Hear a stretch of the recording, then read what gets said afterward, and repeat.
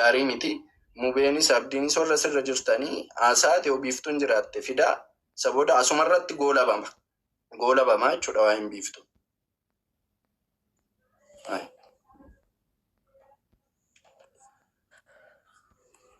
Akkam jirtu nagaa keessanii? Siifu akkam naguma. Nitookii dhamoo Mubeen si waamannaan hin dhufe. Antanii irraa of kaasa. Mubee miutii irra jirta. Abdii atillee as jirta taanaan miutii irraa kaasiitii dubbadhu.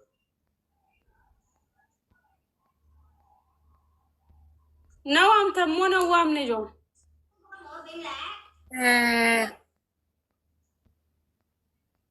Siifu koo si waamuu sheersii godhuu danda'u si waamuu danda'u obsaan dhaggeeffadhaadha. Inni guddaan nuti walitti qabnu oromummaa ishee jedhamtutu jira. Waan goonuu fi waan hin goone adda baasne yoo beenne baay'ee bareedadha. Hanga akka namaatitti namatti dhaga'ama. Waan ofii garuu abbaatu guddifata, waan ofiis immoo abbaatu gorfata. Baay'ee nurraa fokkise. Ilmaan Oromoo miidiyaa kana gubbaarra jirru ana akka dhuunfaa kootti mimmii ta'ee baay'ee nurraa fokkise. Waan goonurree wallaalle, waan dubbannurree wallaalle, waan jennurree wallaalle waan ta'eef.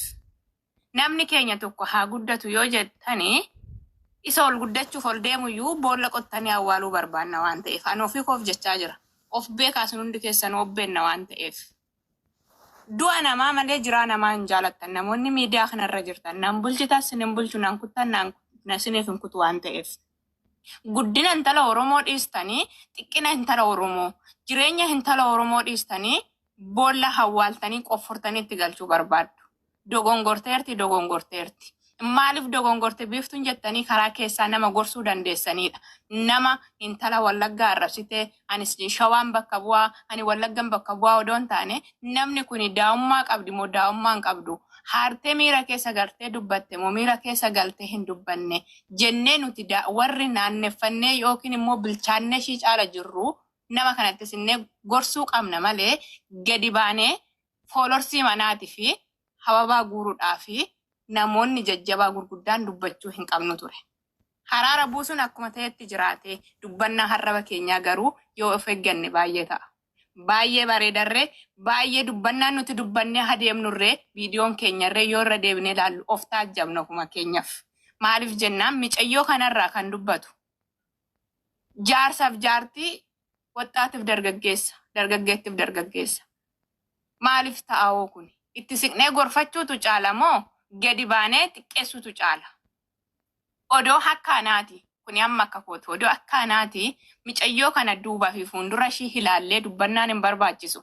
Siifuun maannoo micattiin akkana inni akkana jechuu odoon taane ani waan haaree dubbadha baazawwee. Waa'een Oromoo arguu mannaa du'uu wayya. Gochaa ilmi Oromoof intalli Oromoo walirratti gochaa jirtu miidiyaa kana gubbaarraa arguu mannaa boolla qofforanii odoo jiraatti wal awwaalanii wayya. Isatu caala waan ta'eef. Qabalee mandara keessaa waan taaneef, guddina walii waan hin hawwineef, jibba walii waan hawwaa deemnuuf, xiqqina walii waan afarsaa deemnuuf jechuudha.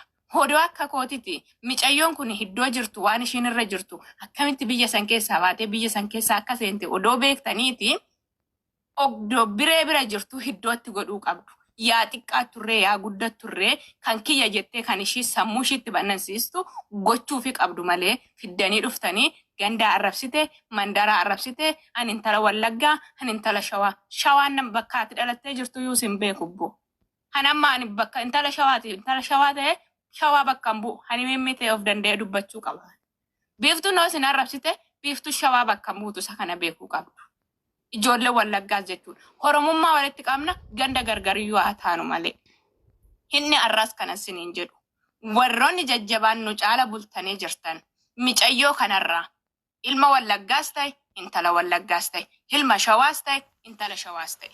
Guddina ishee hawwitu yoo taatanii iddoo itti agoonaan isa kana qofa isiniin jedha. Dhiifama sin gaafatte kala, sin gaafatte kalee, sadaffaa moo arfaffaa. Isa kana akkuma ta'etti odoo jiru, odoo biree bira jirtu, micayyoon kun dandeettii godhattee ofiishiitiif gadaa dhaabbattu. Haraarri bu'eera kaleessa buustanii jirtu kalaas kan biraa hin barbaachisu.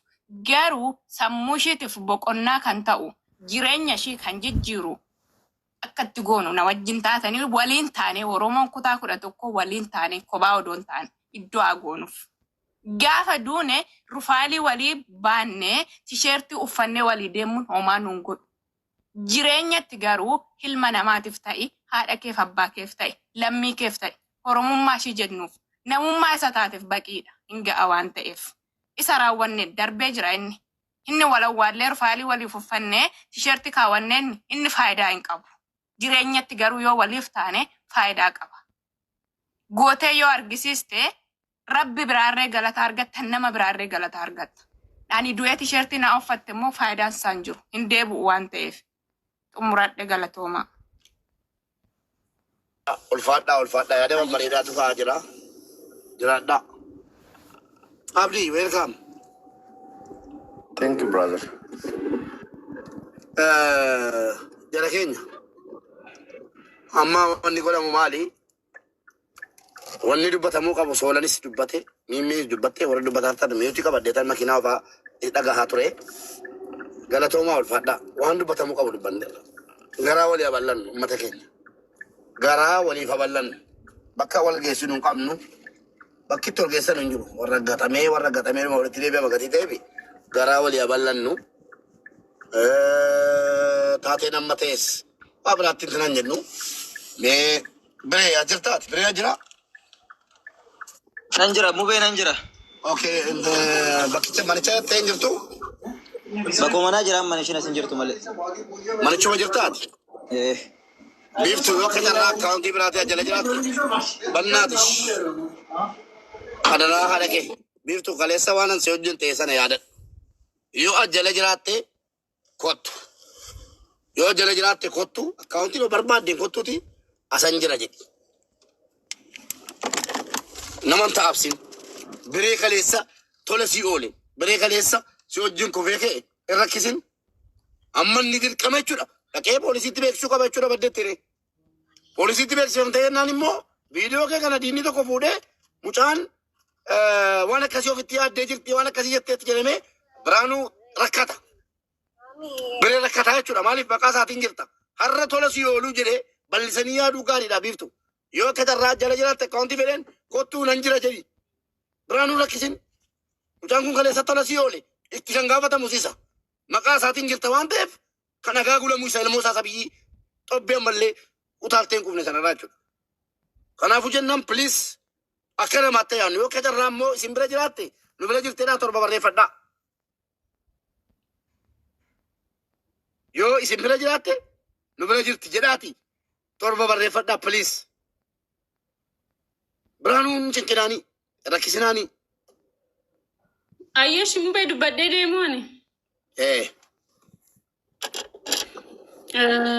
Jalqaba irratti I think hin deebitee yaadaani yeroon siin jedhu kaleessa illee wanti nani dubbachaa ture kanuma argiteetta bakka kaleessa turretti gaafa nani lakkii akkana jedhu har'a qabdanii.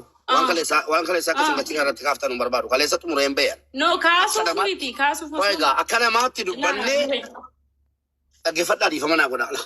Akkaleessa akka namaatti dubbanne ilaa dhaggeeffadhaa dhugaa dhiifama footochaan kaasa. Suura kana kaasi dhugaa hadhooftuu na dhaggeeffadhaa dhugaa hadhooftuu walitti himaa deemna.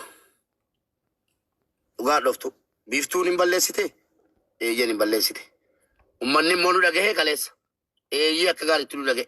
Inumaayyuu ijoollee warri hafan maal bakka nu buutanii akkamitti dhiifama gootan utuu jedheeyyuu waa biraatu dhufa yaa rabbi gaa deemee numa kadhadhee ijoollee adaraa keessan jedhee dhiifama gaafadhaafan taa'aa bule jechuudha.